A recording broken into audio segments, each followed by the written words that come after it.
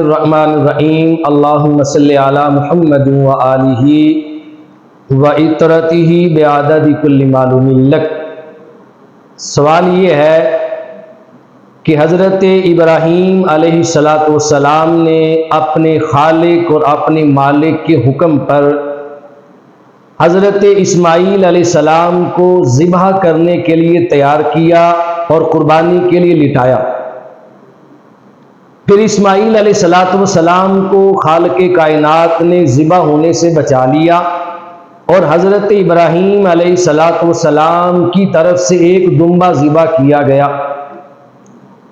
اب سوال یہ ہے کہ اگر اسماعیل علیہ السلام کو بچانا تھا اور آپ کی جگہ پر دمبا ذبح کرنا تھا تو یہ بات تو اللہ تبارک و تعالیٰ پہلے ہی جانتا تھا کہ اسماعیل علیہ السلام کو بچا لیا جائے گا، ان کی جگہ پر دمبا ذبح کر دیا جائے گا، تو پھر پہلے ہی دمبا ذبح کر دیا جاتا۔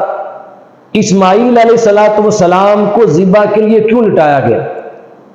اور اگر اسماعیل علیہ السلام کو ذبح ہونے کے لیے لٹایا گیا تھا تو پھر ابراہیم علیہ السلام نے جب آپ کے حلقے نازک پر اور ریشم سے نرم حلق پر اور گلے پر چھری چلائی تو چھری نے حضرت اسماعیل علیہ السلام کے حلقے نازک کو کاٹا کیوں نہیں؟ چھری کا کام کاٹنا ہے۔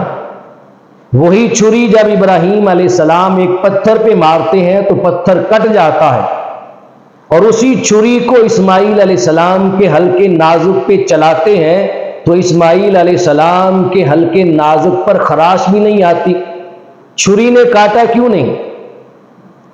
تو اس کا ایک جواب تو یہ ہے کہ ابراہیم علیہ السلام نے جب چھری چلا کر اسماعیل علیہ السلام کو کاٹنا چاہا، ذبح کرنا چاہا تو چھری نہیں چلی۔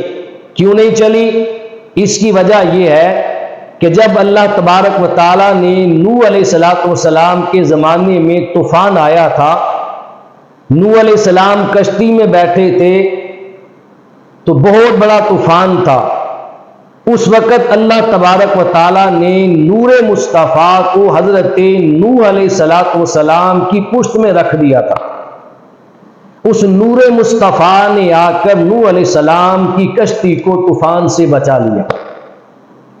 جب آدم علیہ السلام کی تخلیق ہوئی تو آدم علیہ السلام کی پیشانی میں نور مصطفیٰ رکھا گیا تو نور مصطفیٰ کے سامنے فرشتوں کو جھکا دیا گیا۔ جب ابراہیم علیہ السلام کو آتش نمرود میں ڈالا گیا تو آگ کا کام تھا جلانا، رب کائنات نے نور مصطفیٰ کو اس لمحے حضرت ابراہیم علیہ السلام کی پشت میں رکھ دیا تو نور مصطفیٰ آدم علیہ السلام میں آیا تو فرشتوں کو جھکا دیا، نوح علیہ السلام میں آیا تو ڈوبنے سے بچا لیا، ابراہیم علیہ السلام کی پشت میں آیا تو جلنے سے بچا لیا۔ جب اسماعیل علیہ السلام کو ذبح کے لیے لٹایا گیا تو خالق کائنات نے نور محمد کو اپنے اسماعیل علیہ السلام کی پشت میں رکھ دیا۔ وہ چھری اسماعیل علیہ السلام کے حلقے نازک کو کیسے کاٹتی؟ اس وجود میں نور مصطفیٰ جلوہ گر ہو گیا تھا۔ یہ نور مصطفیٰ ہے، آدم علیہ السلام میں جائے تو فرشتوں کو جھکا دیتا ہے، نوح علیہ السلام میں جائے تو ڈوبنے سے بچا لیتا ہے، حضرت ابراہیم علیہ السلام میں جائے تو آگ میں جلنے سے بچا لیتا ہے۔ یہ میرے نبی کا نور ہے۔ اسماعیل علیہ السلام میں آیا تو اسماعیل علیہ السلام کو کٹنے سے بچا لیا۔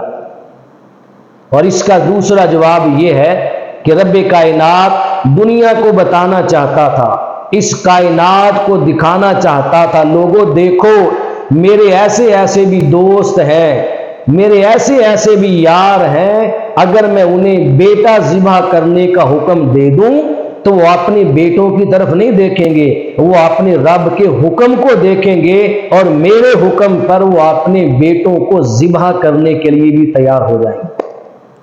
اللہ تبارک و تعالی ہمیں اپنے مولا کی صحیح معنوں میں اتباع کرنے کی، اس کے امر و نواہی پر عمل پیرا ہونے کی توفیق اور سعادت نصیب فرمائے۔